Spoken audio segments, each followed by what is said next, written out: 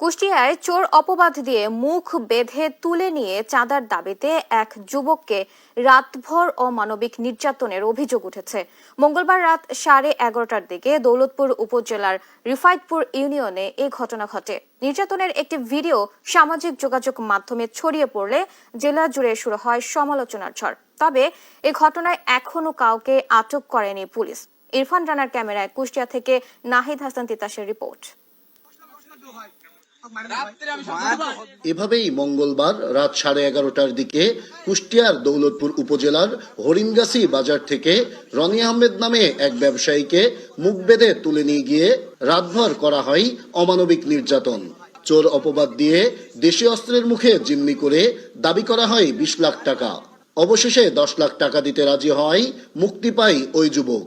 ভুক্তভোগী রনির অভিযোগ, চাঁদার দাবিতে স্থানীয় প্রভাবশালী মিন্টু সহ তার সহযোগীরা রাতভর তার উপর চালায় অমানবিক নির্যাতন। বর্তমানে কুষ্টিয়া জেনারেল হাসপাতালে চিকিৎসাধীন তিনি। গত রাত্রে আমার হাজবেন্ডকে তারা জোরপূর্বক তুলে নিয়ে যায়। তুলে নিয়ে যাওয়ার পরে তারা চাঁদা দাবি করে।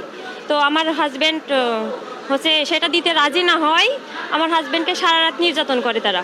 আমাকে রামদা দিয়ে পায়ে কোপাই, আমার হাতে কোপাই, হকি স্টিক দিয়ে আমাকে একাধিকবার অনেক জায়গায় পিঠে, পেটে, ঘাড়ে, হাতে, পায়ে অনেক জায়গায় মারছে।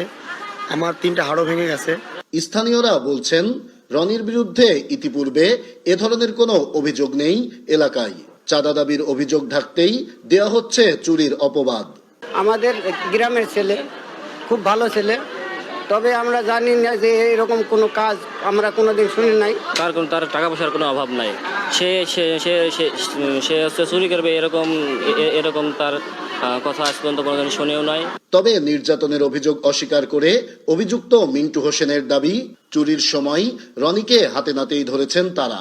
তাকে তো হাতে নাতে ধরা হয়েছে। সে চুরির উদ্দেশ্যে আমাদের গ্রামের অনেকের মোবাইল হারাছে। বিভিন্ন আমার গ্রাম থেকে প্রায় 15-20টা মোবাইল হারাছে। আমারও 3টা হারাইছে।